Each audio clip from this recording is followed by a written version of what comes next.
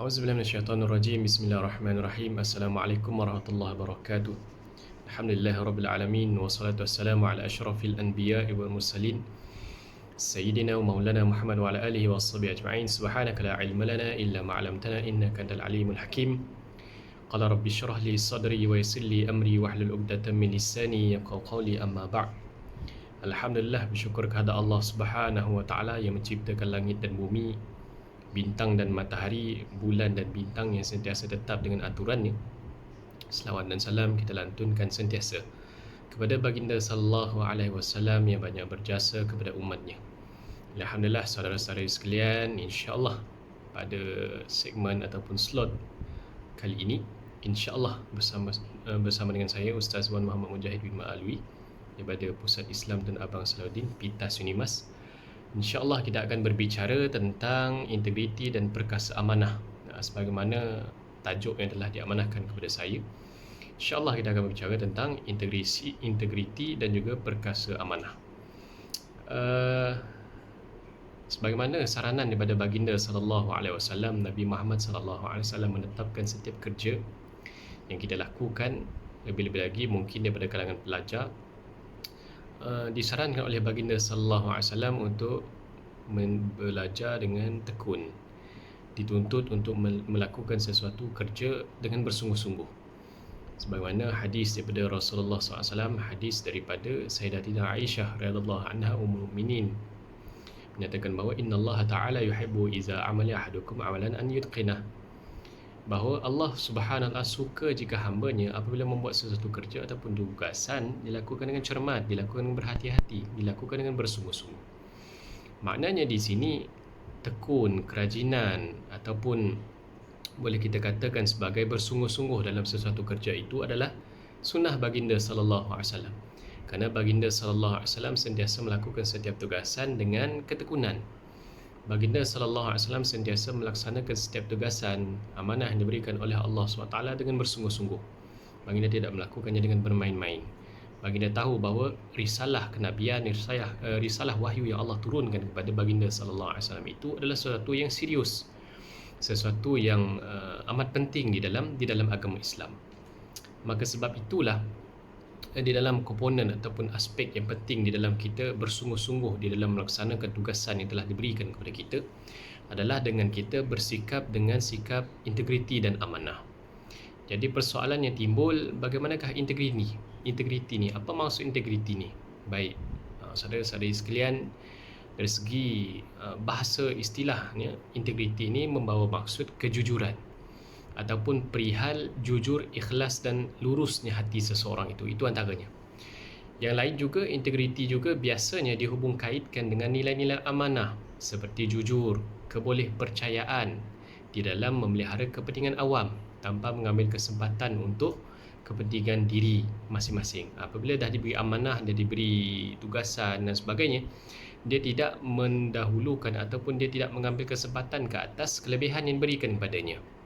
Seperti contoh, amanah kuasa yang diberikan kepadanya ataupun pangkat yang diberikan kepadanya, dia tidak gunakan untuk kepentingan diri sendiri, tetapi dia menjaga kepentingan itu untuk kepentingan awam. Selain itu juga, integriti merupakan kumpulan ataupun himpunan apa sahaja kualiti unggul yang terbit dari kalangan individu yang berdasarkan kepada prinsip kejujuran dan amalan bermoral tinggi. Maknanya integriti ini adalah sesuatu yang boleh kita katakan sebagai antara prinsip kejujuran dan juga amalan bermoral tinggi. Kerana integriti ini lebih kepada sifat dalaman kita, sifat dalam kesedaran kita terhadap bagaimana kita menggenggam tugasan yang diberikan, bagaimana kita berpegang teguh kepada prinsip, kita tidak mengambil kesempatan ke atas apa yang telah diamanahkan kepada kita.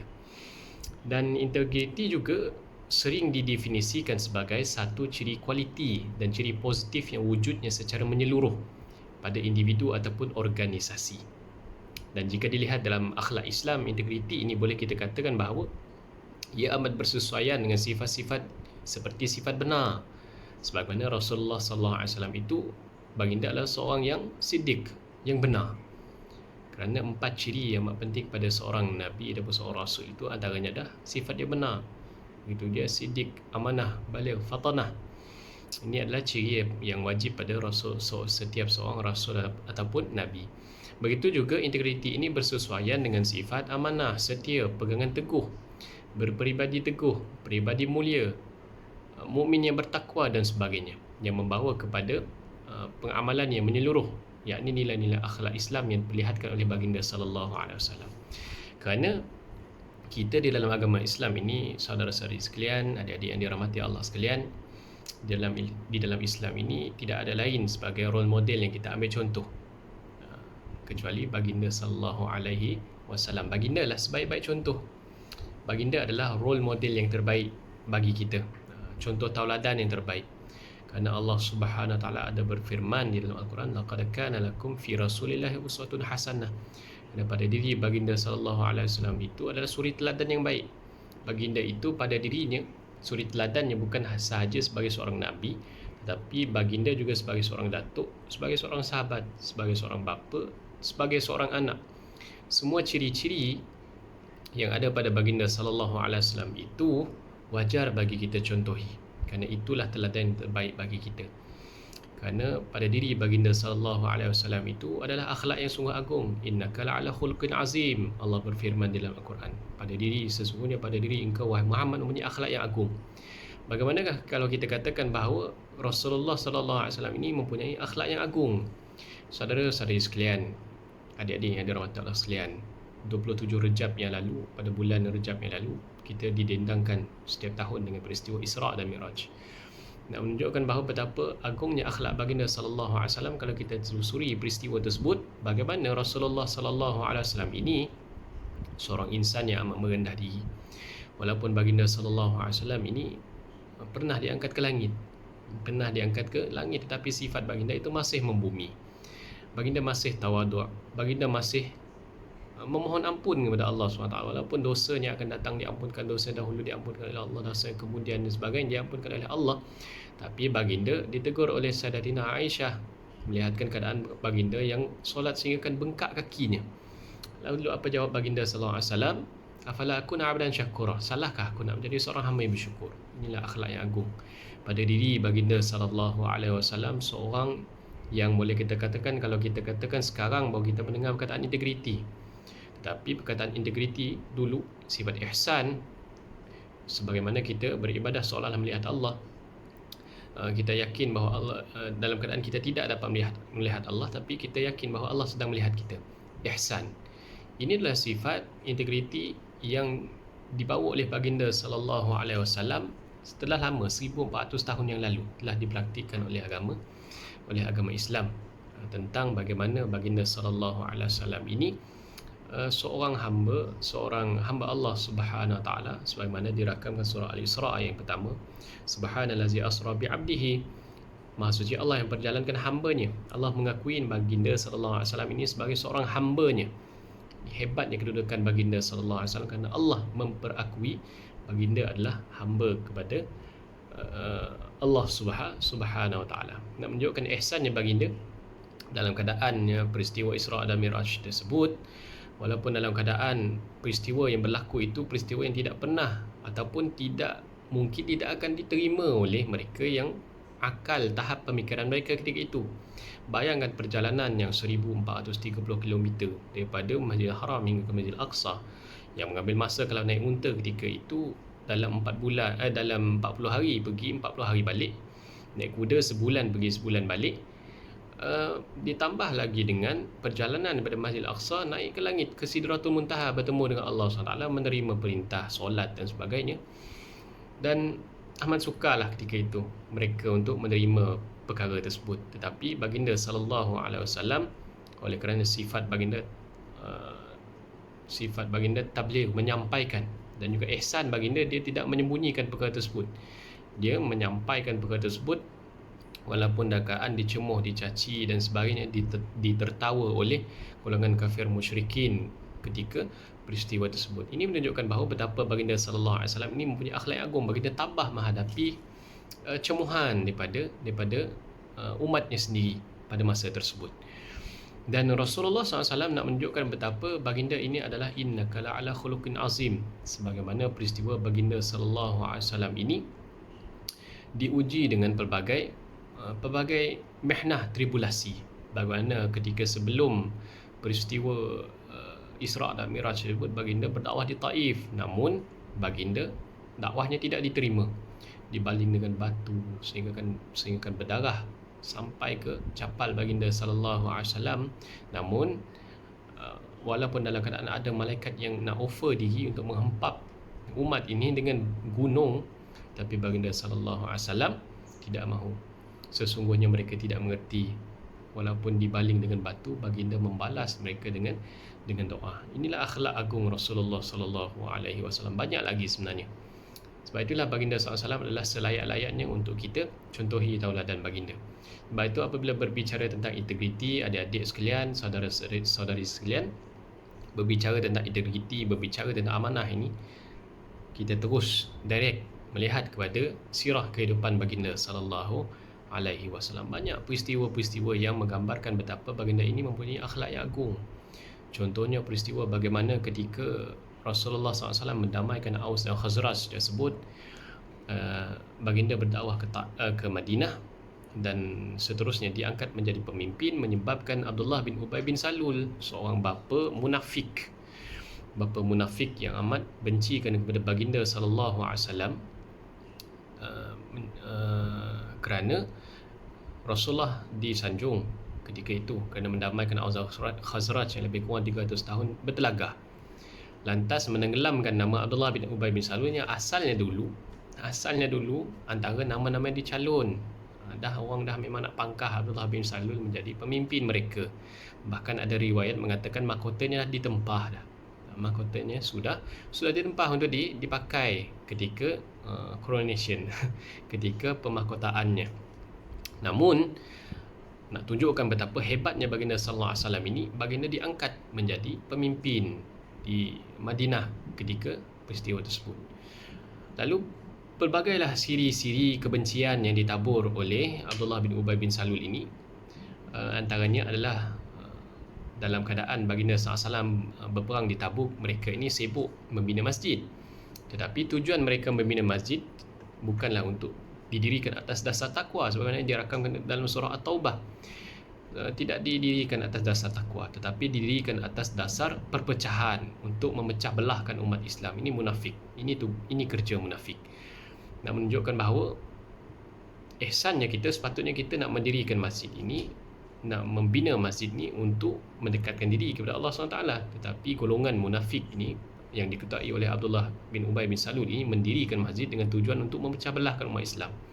Sehingga kan apabila berdiri di masjid yang dibina oleh Abdullah bin Ubay bin Salul dengan menjemput baginda untuk merasmikan masjid tersebut, bayangkan menjemput baginda SAW untuk membina masjid yang tujuannya tadi untuk memecah belahkan umat Islam. Maka Abdullah bin Ubay bin Salul berkumpul dengan kawan-kawannya, menyatakan bahawa kau tengoklah nanti masjid ni akan ramai pengikut berbanding dengan Masjid Quba Rasulullah SAW. Kalah Masjid Rasulullah SAW kelak. Ini antara ayat-ayat yang disebut oleh Abdullah bin Ubay bin Salul. Tujuan ini nak bersaing dengan Masjid Quba Rasulullah SAW. Dahlah Rasulullah SAW kembali daripada peperangan Tabuk, dijemput untuk rasmi masjid pula. Masjid tu pula digunakan untuk memecah belahkan umat Islam. Allahu Akbar. Tengok betapa keburukan yang dipahatkan oleh Abdullah bin Ubay bin Salul dalam sejarah umat Islam. Dan antaranya juga peperangan Uhud. Sepatutnya umat Islam ini askarnya 1,000 orang, tetapi nak pergi dia sebab Abdullah bin Ubay bin Salul bagi tahu apa? Peperangan kali ini peperangan yang panas. Kita akan kalah. Jom kita balik Madinah. Jadi 300 orang balik, withdraw. 300 orang balik, tinggallah 700 yang berhadapan dengan musyrikin.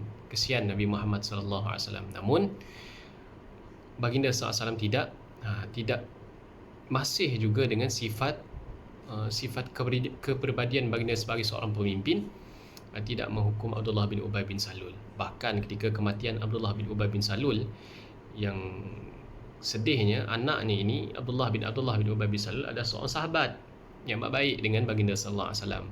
Nak minta hajat dengan baginda, wahai Rasulullah, aku berhajat untuk engkau mengimamkan jenazah ayahnya, Abdullah bin Ubay bin Salul.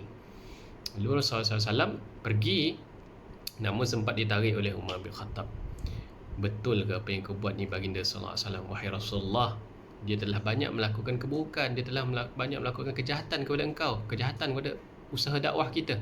Masih sanggupkah engkau untuk solat jenazahnya? Lalu apa jawab baginda sallallahu alaihi wasallam dengan jiwa yang besar? Baginda sallallahu alaihi wasallam jawab apa?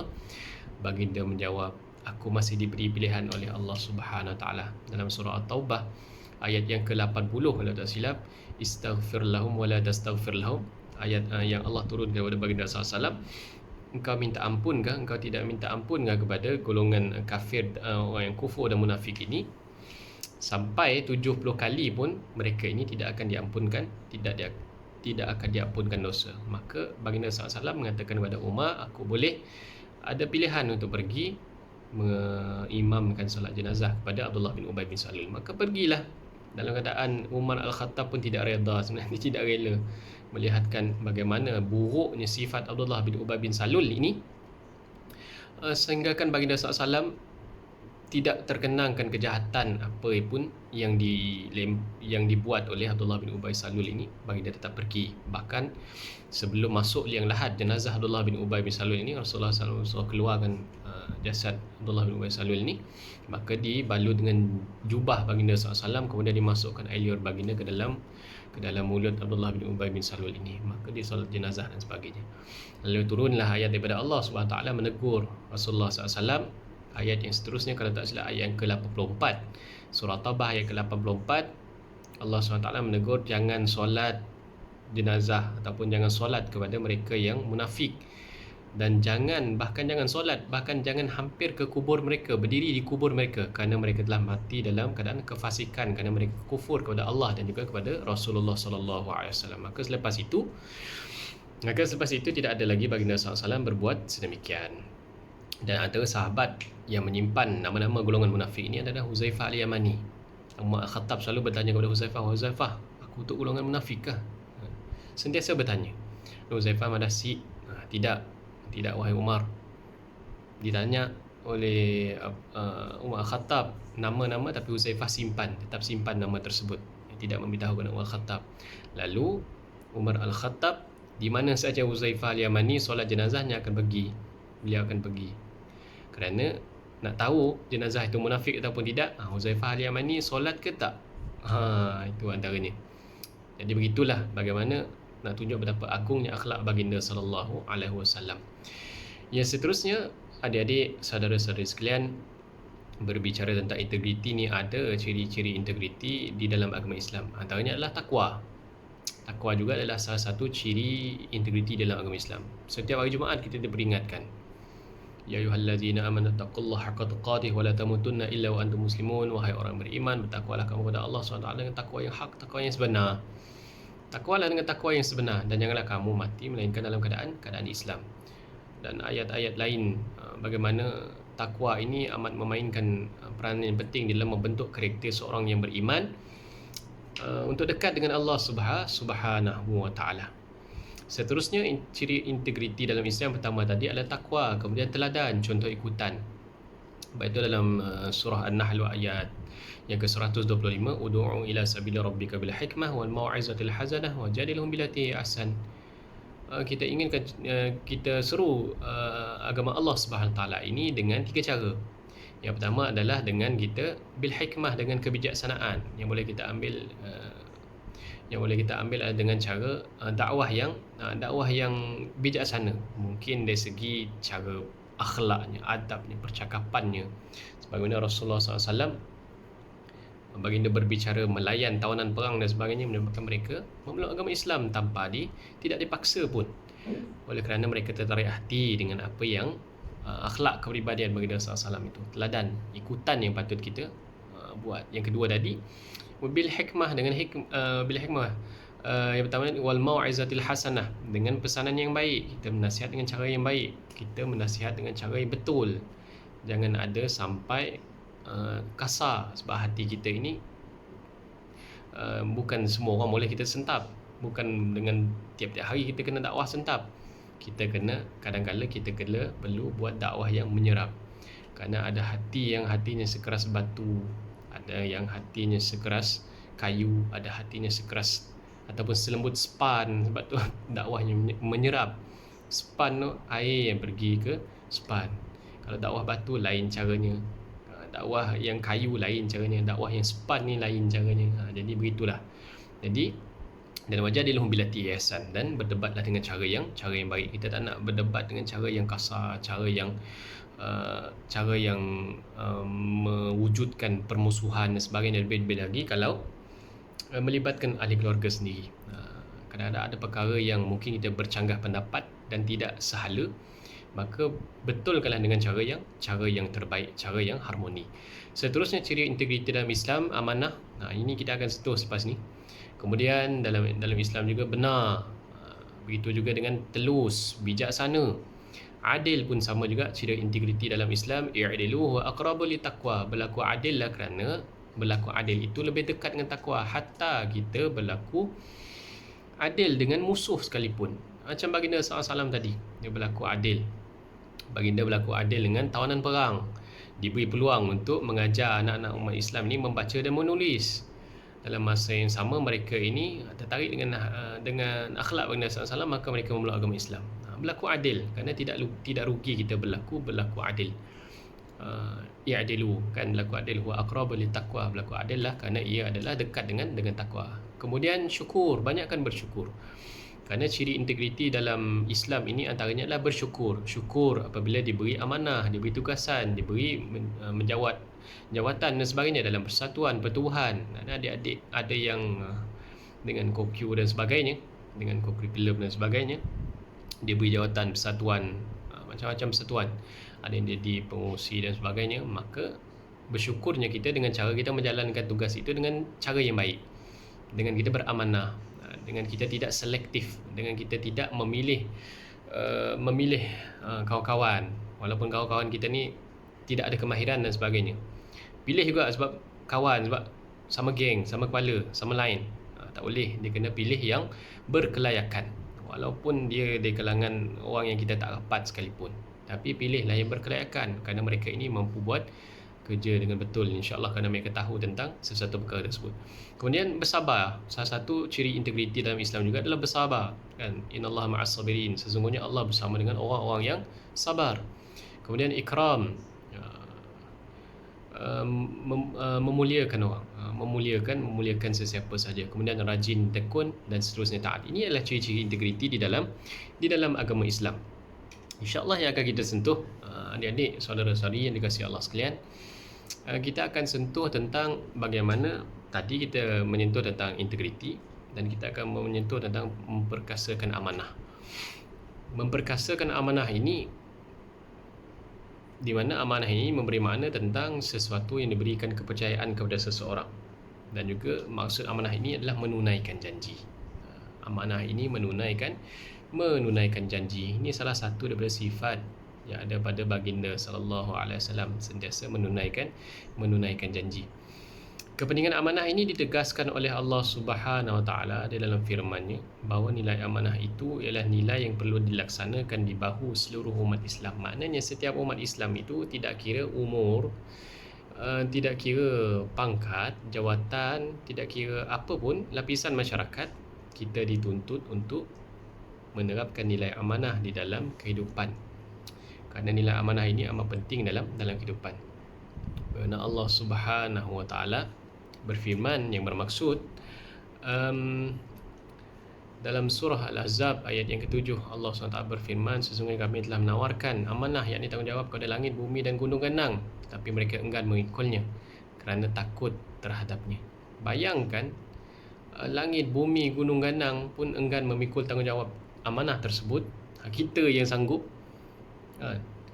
nak menunjukkan bahawa betapa amanah ini amat berat. Amanah ini amat berat. Tetapi janganlah kerana takut nak memikul amanah tersebut menyebabkan orang yang tidak berkelayakan yang diangkat menjadi orang yang ditaklifkan sebagai memegang amanah.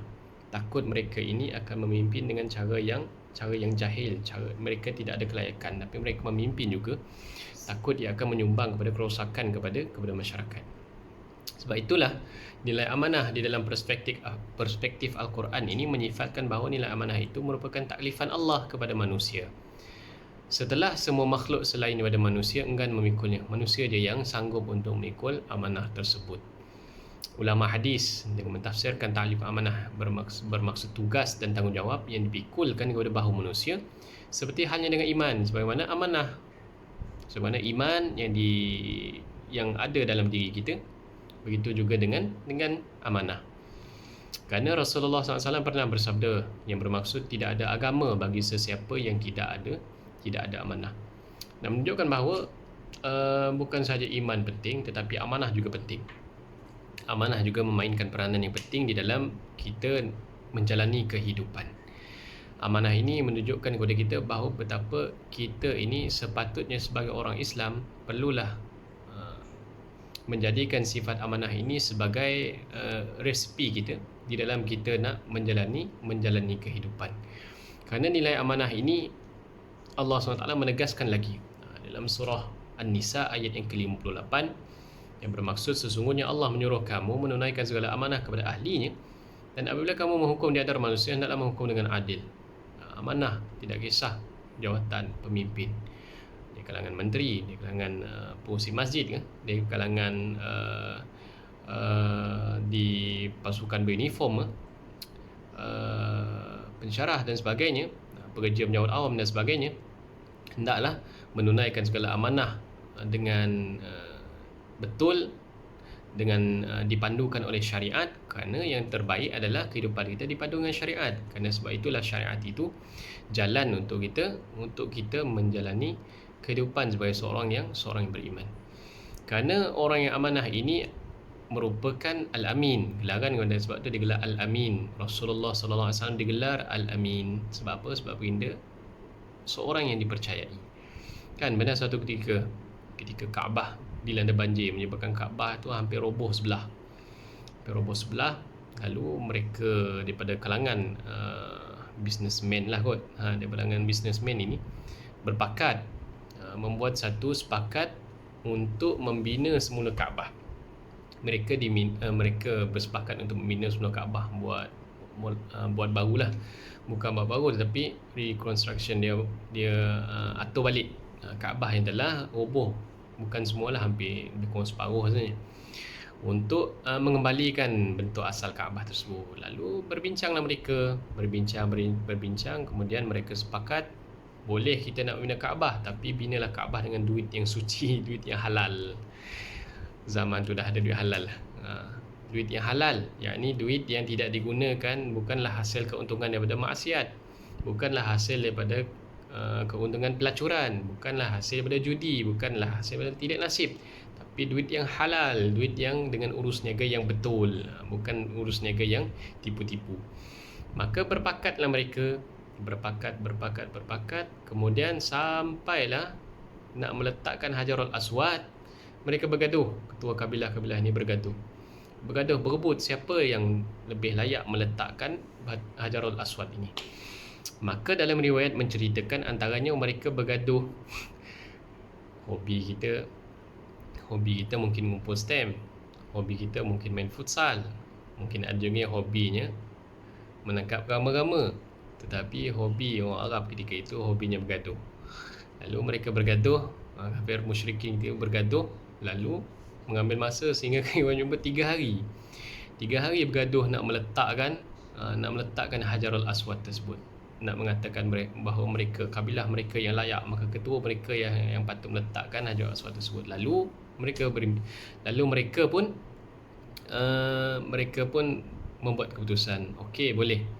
Esok kita tengok siapa yang masuk dalam perkarangan Kaabah ini. Yang pertama sekali masuk, maka dia akan memberi keputusan kepada kita, akan memberi solution kepada kita. Lalu dengan takdir Allah Subhanahu Wa Taala, maka baginda sallallahu alaihi wasallam yang taat kepada Allah Subhanahu Wa Taala, sentiasa beribadah kepada Allah Subhanahu, baginda menjadi orang pertama masuk.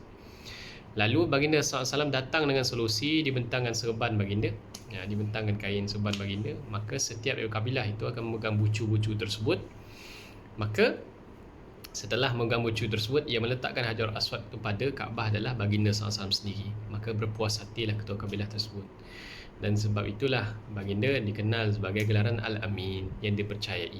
Baginda seorang yang dipercayai sebab mampu menyelesaikan masalah yang 3 hari tadi dalam berapa minit ya baginda boleh menyelesaikan kemelut yang berlaku daripada kalangan ketua kabilah tersebut. Maka dari situlah baginda digelar Al-Amin. Maka baginda sallallahu alaihi wasallam mendapat gelaran Al-Amin dan terkenal di Mekah ketika peristiwa tersebut. Dan inilah gelaran kepada mereka yang amanah. Al-Amin dapat kepercayaan dan penghormatan orang ramai. Orang yang khianat pula ataupun digelar sebagai Al-Khain, orang khianat ini adalah mereka yang menjadi tumpuan kehinaan dan kemarahan orang. Bayangkan, sebab itulah khianat ataupun kepercayaan orang, keterusan, integriti ini adalah salah satu daripada perkara yang boleh mengangkat seorang pemimpin dan juga menjatuhkan seorang pemimpin. Kita boleh bayangkan kepimpinan, pemimpin yang ada masalah tentang integriti, mereka ini akan dibenci dan juga mereka ini akan susah mendapat sokongan antaranya sebab terpalit dengan kes-kes integriti, kes-kes rasuah dan sebagainya. Maka adik-adik saudara-saudari sekalian, dari sekaranglah kita belajar untuk mengaplikasikan sifat integriti dalam diri, sifat ihsan. Walaupun kita, saya jaga koperasi je ustaz, tak, kena juga, kena belajar juga. Ustaz, saya setiap usaha surau je ustaz, tak, kena juga. Bendahari pun sama, kan? Semua jawatan perlu ada sifat integriti, sifat ihsan. Kerana pembunuh nombor satu bagi seorang pemimpin adalah ketidaktelusan. Tidak telus dalam urus tadbir dan sebagainya. Sebab itulah apabila dah tidak dipercayai, maka akan susah ataupun payah baginya untuk meraih sokongan dan sebagainya. Adik-adik saudara-saudari sekalian, tadi kita dah berbicara tentang integriti, kita dah berbicara tentang amanah dan sebagainya. Maka apakah natijah ataupun kebaikan di dalam kita melaksanakan amanah? Kerana apa yang kita lakukan ini ada kebaikannya, dan juga kalau dia abaikan amanah tersebut, apakah keburukannya? Yang pertama, natijah melaksanakan amanah antaranya adalah amanah menjadikan diri kita dipercayai oleh orang lain untuk menjadi saksi, wali atau menyelesaikan tugas. Kan kita melihat bagaimana Rasulullah sallallahu alaihi wasallam dijadikan sebagai seorang yang dihormati, Al-Amin gelarannya Al-Amin, dipercayai, bahkan menjadi saksi, wali dan sebagainya. Sebab itulah orang yang amanah ini tinggi kedudukannya. Kemudian yang kedua, amanah merupakan taklif hukum yang mewajibkan seluruh manusia melaksana dan menunaikannya. Tidak sekadar hanya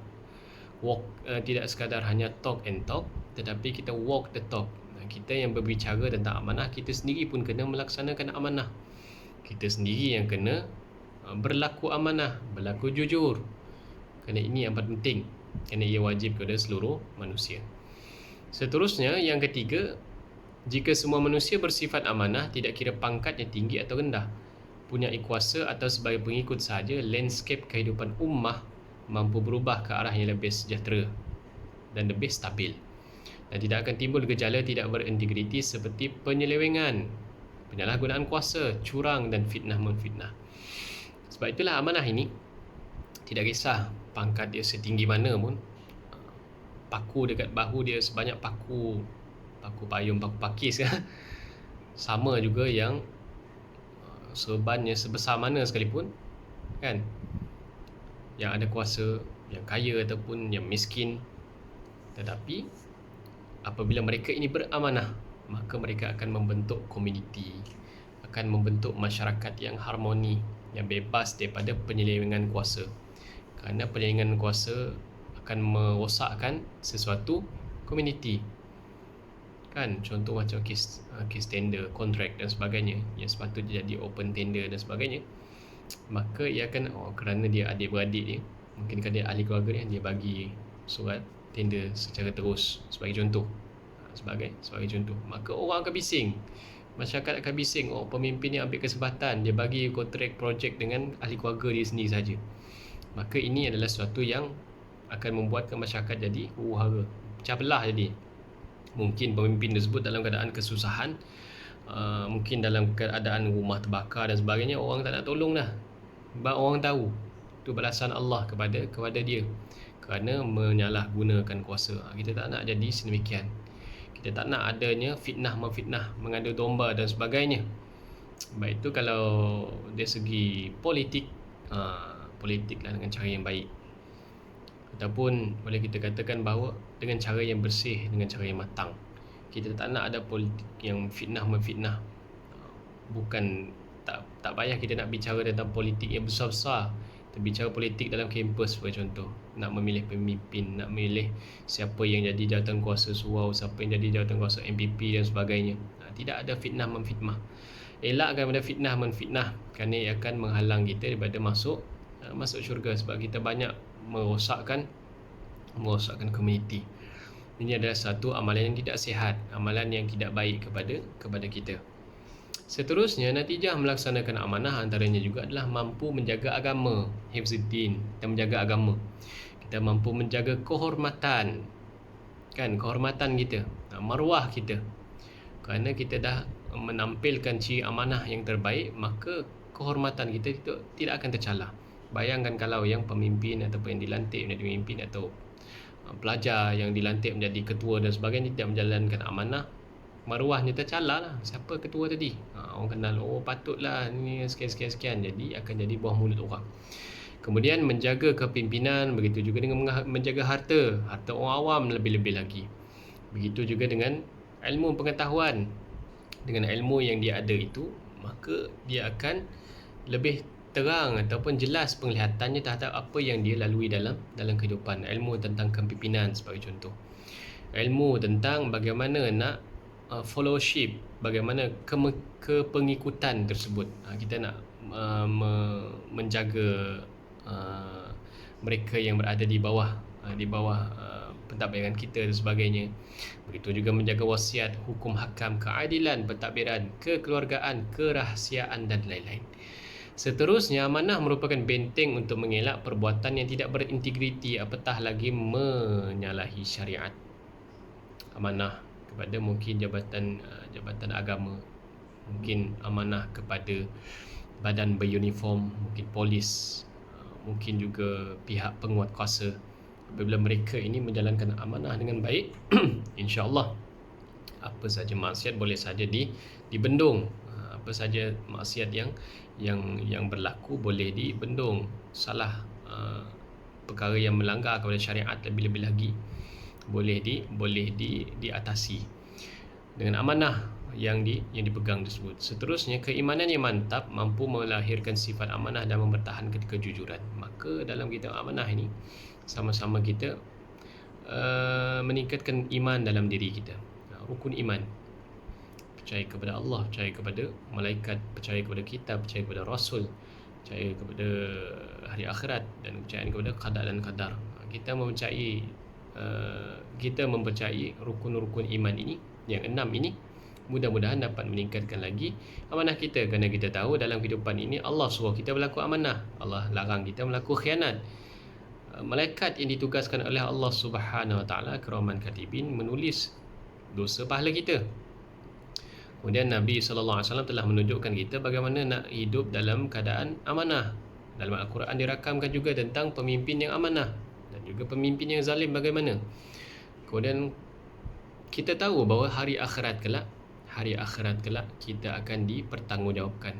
Surah Yasin, Al-yawma nakhtimu ala afwahihim wa tukallimuna aydihim wa tashhadu arjuluhum bima kanu yaksibun. Pada hari yang kelak kita akan dikhatam mulut kita, akan berbicara tangan kita. Kaki kita akan bersaksi apa yang kita lakukan di atas dunia ni, apa yang kita kerjakan. Maka kita tidak akan dapat berdusta. Dan kita yakin qada dan qadar, rezeki yang Allah berikan kita kepada kita ini, insya-Allah cukup untuk kita. Apabila kita beriman dengan qada dan qadar, kita tahu bahawa kita berasa syukur dengan rezeki yang diberi oleh Allah Subhanahu Wa Taala, dan kita tidak berasa dengki dengan rezeki yang Allah berikan kepada orang lain. Apabila berasa dengki dan tidak puas hati dengan orang lain, tengok rumah sebelah pakai pagar stainless steel, kita pun nak juga stainless steel, dalam keadaan kita tidak ukur baju di badan sendiri, harta tak cukup dan sebagainya. Tiba-tiba kita jadi bendahari surau, tiba-tiba kita jadi bendahari kelab dan sebagainya. Kita pegang duit, kita guna duit tersebut untuk kita renovate rumah dan sebagainya. Tidak amanah, kerana tidak merasa cukup dengan apa yang diberikan oleh Allah SWT. Sebab tu apabila ada iman dalam hati, kita akan merasa cukup apa yang diberikan oleh Allah SWT. Sama dengan takwa. Allah akan memberikan rasa kecukupan walaupun sedikit, tetapi biarlah cukup. Walaupun dalam keadaan tidak ada harta, tidak banyak, mungkin miskin dan sebagainya, tetapi dia ada rasa nak berbagi, ada rasa nak memberi, kerana dia yakin bahawa tidak miskin orang yang bersedekah dan tidak kaya orang yang kedekut. Baik, itulah mereka yang bertakwa itu. Dalam ciri mereka bertakwa itu ada dirakamkan dalam surah Al-Baqarah ayat 2 hingga 5. Kan, zalikal kitabul la raiba fih, inilah kitab yang tiada kesangsian, tidak ada keraguan. Al-Quran tersebut hudal lil muttaqin, petunjuk kepada orang yang bertakwa. Siapakah orang yang bertakwa tersebut? Allazina yu'minuna bil ghaib, mereka yang beriman kepada para ghaib, mereka beriman kepada dosa dan pahala, mereka beriman kepada para malaikat, mereka beriman kepada syurga, neraka dan sebagainya. Wa yuqimuna shalah, dan mereka yang mendirikan solat. Orang yang bertakwa mendirikan solat, tidak sekadar itu sahaja. Wa mimma razaqnahum yunfiqun, mereka yang menginfakkan harta mereka setelah apa yang Allah berikan rezeki kepada mereka. Inilah orang yang bertakwa. Hartanya digunakan, infakkannya untuk di jalan Allah Subhanahu wa taala. Seterusnya, orang yang beriman akan lebih terpancar sifat amanahnya dalam segala hal. Orang beriman ni akan lebih terpancar sifat amanahnya dalam setiap hal. Okey, seterusnya tadi kita berbicara tentang kelebihan melaksanakan amanah. Seterusnya, adik-adik, saudara-saudari sekalian, kita masuk kepada keburukan mengabaikan amanah. Apakah keburukannya? Antaranya adalah yang pertama, jika tiada nilai amanah, akan lahirlah sifat tidak berintegriti seperti khianat. Khianat merupakan sifat orang munafik. Ini sifat orang munafik. Sifat orang munafik. Dan apabila berbicara dia berdusta, apabila diberikan amanah dia khianat, kan? Ini adalah sifat orang munafik. Dan ada satu lagi, apabila berbicara dia berdusta, apabila diberi amanah dia khianat, dan apabila berjanji dia mungkiri. Ini sifat orang yang munafik. Ini janji yang tidak ditepati, janji yang dicapati, bahasa orang sekarang lah. Orang yang tidak berintegriti, orang yang khianat ini salah satu bersifat munafik. Mereka yang tidak berintegriti. Macam Abdullah bin Ubay bin Salul tadi kan, yang saya ceritakan di awal tadi, bagaimana Abdullah bin Ubay bin Salul ni kalah kita. Dia solat belakang Nabi. Belakang Nabi, dia yang paling beria solat. Penuhkan saf. Dia yang bagi arahan. Tapi habis dia solat, apa yang dia buat? Masa tengah pasang selipar, pasang kasut apa semua, tu Muhammad cakap dengan kawan ni, nak ambil pengaruh tu, nak minta puji. Abdullah bin Ubay bin Salul lepas sembahyang boleh caci Nabi, kan? Lepas solat sembahyang belakang Nabi, dia boleh caci Nabi masa nak keluar daripada masjid Nabi. Ni buruknya Abdullah bin Ubay bin Salul. Orang lain sibuk nak jadi bapa pemodenan, bapa transformasi, bapa perpaduan, dia nak jadi bapa munafik. Inilah buruknya Abdullah bin Ubay bin Salul. Seterusnya, yang kedua, keburukan mengabaikan amanah. Amanah adalah merupakan cabang keimanan. Seorang Muslim yang beriman mempunyai sifat amanah, dan sebaliknya orang yang tidak amanah tidak sempurna imannya. Maka tidak sempurna iman orang yang tidak amanah. Maknanya agama Islam ini tidak sekadar hanya ritual, tidak sekadar kita solat 5 waktu, tidak sekadar kita berpuasa, tidak sekadar kita menunaikan haji, tidak sekadar kita membayar zakat dan sebagainya. Tapi dalam kita agama Islam ini, hendaklah kita juga bersifat amanah. Kan, komponen Islam, biasa kita dengar hadis tentang Rasulullah SAW didatangi oleh malaikat Jibril, bertanyakan tentang Islam, ihsan dan juga iman. Islam adalah tentang fizikal, amalan fizikal kita, solat, puasa, zakat, haji dan sebagainya. Manakala iman adalah tentang akidah kita. Iman ini sebagaimana dinyatakan bahawa dinyatakan oleh siapa tak ingat, dinyatakan bahawa tentang iman itu, tentang iman itu, innal kalama la fil fuad wa innama ju'ila lisanu 'ala al fuadi dalilah. Sesungguhnya kalimah itu di dalam hati, dan dijadikan lisan ini sebagai bukti tentang keimanan di dalam hati kita. Maknanya iman itu, apabila iman dalam hati dan perlulah diikrarkan dalam hati, dilafazkan dalam lidah, buktikan dengan perbuatan. Perbuatan kita apa? Perbuatan kita amanah. Kita tahu amanah yang diberikan oleh Allah SWT ini, Allah sedang melihat kita. Maka sampailah tahap kepada ihsan, nilai tasawuf tadi. Innallaha yuhibbul muhsinin. Allah suka kepada orang yang melakukan kebaikan. Ihsan, kebaikan. Ihsan ni bermakna kebaikan. Tingkatnya muslim, mukmin, muhsin. Tinggi. Muhsin ni tingkatnya adalah tingkat yang tinggi. Adalah orang yang ciri kehidupannya kerana Allah Subhanahu Wa Taala. Maka tidak sempurna iman bagi mereka yang tidak amanah. Seterusnya, yang ketiga, melanggar dan mensia-siakan amanah merupakan tanda rosaknya aturan serta norma kehidupan dan merupakan tanda-tanda kiamat. Tanda kiamat antaranya adalah mereka yang diberikan amanah tidak menunaikan amanah. Mereka yang diberikan amanah adalah kalangan mereka yang tidak berkelayakan. Orang yang bukan bidang yang diberikan amanah sebagai contoh. Ini adalah antara tanda-tanda kiamat dan merosakkan norma kehidupan. Sebab mereka yang tidak amanah ini, mereka yang cenderung untuk melakukan korupsi ini adalah mereka yang cenderung untuk merosakkan komuniti. Sebab mereka tidak ada keahlian pun dalam bidang tersebut, diberi jawatan dan sebagainya. Maka ini tidak baik. Seterusnya, setiap Muslim wajib menunaikan amanah menurut apa yang telah disyariatkan, meskipun orang lain berbuat khianat dan melakukan tipu daya. Sifat itu adalah sifat munafik yang dilaknat oleh Allah Subhanahu Wa Taala. Dan jika hilangnya amanah, manusia akan mudah berdusta dan khianat. Dan ini adalah antara natijah ataupun keburukan daripada mengabaikan amanah. Sebab itulah kita sebagai orang beriman, orang Islam, kita perlu beramanah. Kerana amanah ini adalah salah satu daripada sifat orang beriman. Kerana orang beriman itu ibarat lebah. Adik-adik, saudara-saudari sekalian, orang yang beriman ini ibarat lebah. Lebah, dalam hadis riwayat Ibn Hibban mengatakan bahawa orang beriman ibarat lebah.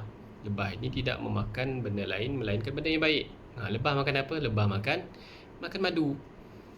Kemudian lebah ini apabila dia hinggap di bunga, dia tidak merosakkan bunga tersebut. Biasa manusia lah yang merosakkan bunga, dia petik kan. Kemudian lebah ini dia tidak mengeluarkan apa-apa melainkan sesuatu yang baik. Dia mengeluarkan madu. Inilah orang beriman. Bila berbicara, bila dia makan benda yang baik. Dia tak makan benda yang syubhah, dia tak makan benda yang haram, dia tidak makan rasuah. Sebab itu rasuah tak masuk dalam piramid makanan. Dia tidak makan benda yang tidak baik untuk kehidupan. Begitulah orang yang beriman. Dia makan benda yang baik. Dia akan jaga makan dia. Dia akan jaga sumber rezeki dia dari mana. Dia akan jaga makanan yang disuap kepada ahli keluarga dia. Dan ini adalah ciri orang yang beriman yang pertama. Sebagaimana lebah tadi, dia makan benda yang baik. Kemudian lebah apabila hinggap pada bunga, dia tidak merosakkan bunga tersebut.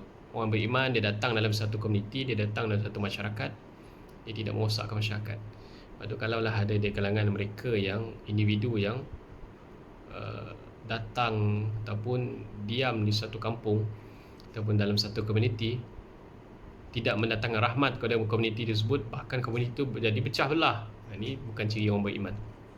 Orang beriman tugasnya mendamaikan. Dia tidak merosakkan. Dia tidak merosakkan masyarakat. Dia tidak akan menyumbang kepada chaos. Dia tidak akan menyumbang kepada huru-hara.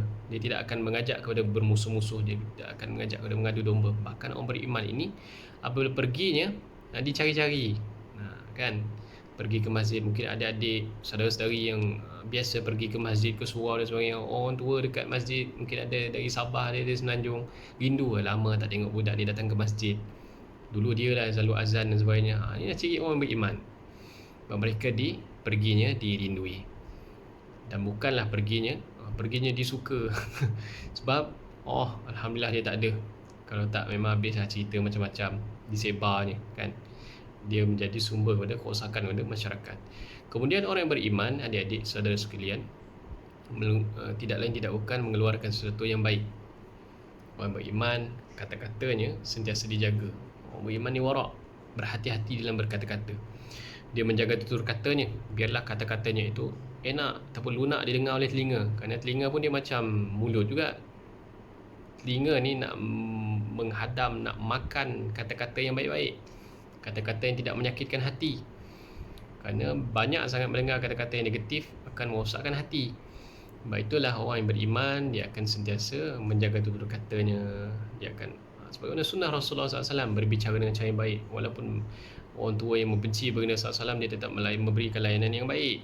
Dia tidak membalas tomahan, dia tidak membalas cacian daripada mereka. Maka sebab itulah orang beriman sentiasa mengeluarkan kata-kata yang baik. Mungkin keluarkan tentang hadis, keluarkan tentang Al-Quran. Kalau tidak pun keluarkan hadis dan Al-Quran, mereka ini akan berbicara tentang nasihat-nasihat. Mereka akan berbicara tentang kisah-kisah Rasul dan Nabi. Mereka akan berbicara tentang perkara-perkara yang bermanfaat, tidak mengajak kepada perkara-perkara yang tidak elok dan sebagainya. Maka inilah ciri-ciri orang yang beriman, sebagaimana dicatat dalam hadis riwayat Ibnu Hibban. Dan sesungguhnya mereka yang beriman ini adalah mereka yang bertakwa kepada Allah Subhanahu wa taala. Kerana orang yang bertakwa kepada Allah Subhanahu wa taala, kan, hari Jumaat yang lelaki biasa dengar tentang ciri-ciri orang yang bertakwa. Kerana orang bertakwa ni disukai oleh Allah. Surah Taubah ayat keempat, innallaha yuhibbul muttaqin. Sesungguhnya Allah suka dan gemar kepada mereka bertakwa. Dan balasan orang yang bertakwa ini amat hebat daripada Allah SWT. Surah At-Talaq ayat 2 hingga 3. Wa may yattaqillaha yaj'al lahu makhraja. Dan siapa yang bertakwa kepada Allah SWT, maka Allah akan beri jalan penyelesaian. Mungkin ada adik-adik yang dalam keadaan masalah kewangan dan sebagainya, keluarga lama tak jumpa dan sebagainya. Bertakwalah kepada Allah SWT dan cari, Allah akan beri jalan penyelesaian. InsyaAllah Allah akan beri jalan penyelesaian kepada kita. Kemudian orang yang bertakwa ini, wa may yattaqillaha ja'al lahu makhraja wa yarzuqhu min haitsu la yahtasib. Dan Allah akan berikan rezeki dari jalan yang tidak disangka-sangka. Allah SWT akan melimpahkan rezekinya kepada orang yang bertakwa. Bahkan kadang-kadang orang bertakwa itu tak sampai satu tahap, orang bertakwa itu duduk di rumah pun rezeki datang. Ini hebatnya mereka yang bertakwa kepada Allah Subhanahu taala. Sebab tu jangan pelik, ada kalangan guru pondok, ustaz-ustaz yang kadang-kadang kerja tak ada kerja tetap dan sebagainya, tapi rezeki ada dia datang. Ada saja rezeki yang dilimpahkan oleh Allah Subhanahu taala, kerana mereka ini adalah mereka yang bertawakal kepada Allah. Sebenarnya ayat yang seterusnya, wa may yatawakkal 'ala Allah fahuwa hasbuh. Dan siapa yang bertawakal kepada Allah SWT, maka cukuplah Allah sebagai pembantu, cukuplah Allah sebagai penolong. Dan inilah ciri-ciri mereka bertakwa. Jadi adik-adik sekalian, jadilah orang bertakwa. InsyaAllah mudah-mudahan dengan ketakwaan kita itu dapat melahirkan sifat integriti, sifat ihsan dalam diri kita. Dan mudah-mudahan dapatlah kita memperkasakan sifat amanah dalam diri. Kerana nak mempraktikkan ataupun nak melazimi sifat amanah, integriti, ihsan dan sebagainya ini hendaklah dari sekarang, dari kita muda, dari kita usia sekarang ni. Kalau bukan sekarang, bila lagi? Sekaranglah masanya untuk kita melazimi. Setiap amanah diberikan, tugasan yang diberikan oleh pensyarah, tugasan yang diberi secara berkumpulan dan sebagainya. Jangan jadi passenger saja, nak menumpang dan sebagainya. Begitu juga dengan mungkin ada diberi amanah untuk menjaga lab, yang diberi amanah untuk menjaga barang. Jangan curi barang makmal, kan? Jangan curi, jangan malam-malam pergi cuba macam-macam tanpa kebenaran dan sebagainya. Jadi perlulah untuk kita berlaku amanah dan berlaku integriti di dalam kehidupan, lebih-lebih sebagai penuntut ilmu, sebagai seorang yang tengah belajar. Dan dia sabarlah, menuntut ilmu ni memang panjang. Akhilan tadal ilma illa bisitatin, kan? Imam Syafi'i mengatakan bahawa ilmu itu 6 perkara yang perlu ada. Antaranya adalah tulis zaman, masanya panjang.